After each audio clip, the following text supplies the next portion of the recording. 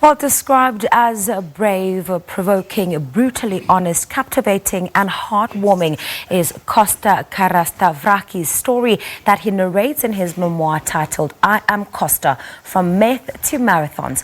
In the book, Costa takes a sometimes funny but always raw look at his life and reflects on his school bullying, hijacking, rape, alcohol and drug abuse, recovery as well as health and fitness. Well, Costa is here in studio to take us through his journey and share some of the biggest lessons that he's learned in his life. Costa, it's great to have you on the show. You look great, you look well. Thank you for coming. Great to be here. Thank you for having me. I want to talk about just you growing up.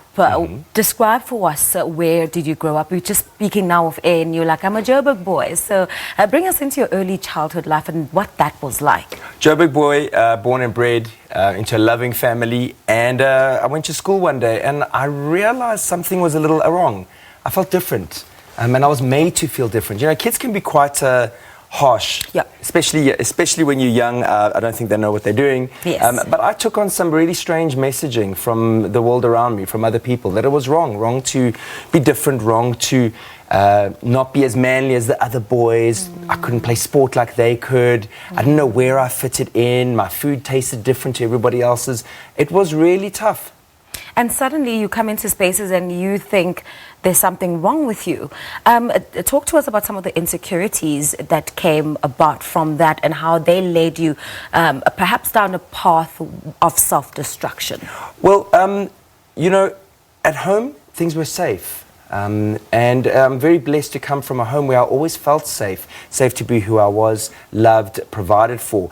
But outside of home, something obviously didn't feel right. And from a young age, I did feel different. And that did give me an anxiety. And I think underlying anxiety, especially for kids, is something that affects many. I didn't know how to process it.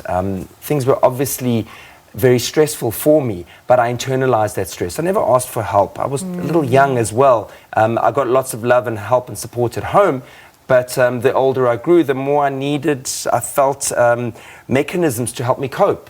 And those led me down a substance abuse path. Yeah. Talk to us about what it is that sort of happened, or I mean there may have been a few things that led you down a path of self-destruction, but what was that moment for you when you decided to try a substance, and what was it? Was it alcohol first? Was it a joint first? What was it? It was alcohol for most of my life until my early 30s when it actually got to hard drugs. So I started drugs rather late, but in my I was 12 when I first had a drink. And I liked the feeling, not because it made it fun, but because it made it numb. It escaped. It was a form of escape out of your reality. Exactly, and it did feel odd. It was an odd feeling, but it was a nice feeling. Dangerously at 12 years old to get drunk for the first time. It led to more later in my teens. And the hard drugs, how does that happen? I mean, as you say, you started quite late. I mean, you're 30. A lot of people sort of, you know, have a sense of direction, what they want to, you know, do for the rest of their lives. People are traveling. People are, you know, getting to know themselves. People are really at their prime at that age. And there you were. I was high functioning. Worked hard, made some good money, I had my own money, and I was cut loose from a relationship that I wasn't happy in, and I suddenly had some money and I had time on my hands and I felt reckless. What was coming up was some underlying depression that I hadn't looked at, and sooner or later the drugs you take are not enough. The alcohol was not enough. I needed something stronger. I call it a hole in my soul, and the hole in the soul needed more filling, and it didn't need drugs, but I turned to drugs because it was the easier option. And so you went down that path, and 13 years later, this is where you are. You have gone through the darkness, and you're now in the light. 13 years later, you are a marathon runner. You are looking after yourself. Here you are with this incredible book, encouraging people to do better. What's this great feeling like being on the other side now? A huge relief that I can be present for my relationships, that I am a productive member of society, of my family, that I can add value to people, and that also I can give back because it was a gift that was given to me. It is a miracle, and it is something that I'm grateful to give back. Costa, Lovely having you here. Thank you so much for this incredible book and for sharing your life story. I know there's so much more that happened in your life journey, but here you are, you've risen above it. Thank you. Thanks for having me.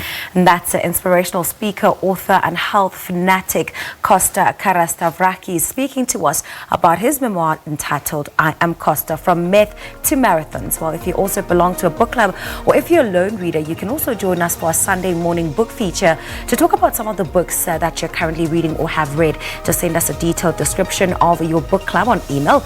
You can also send us a picture of those books with a brief caption on our various social media platforms at Morning Live SABC. Morning Live SABC is where we are on Twitter and on Facebook. And of course, drop us an email, morninglive@sabc.co.za. Time for a quick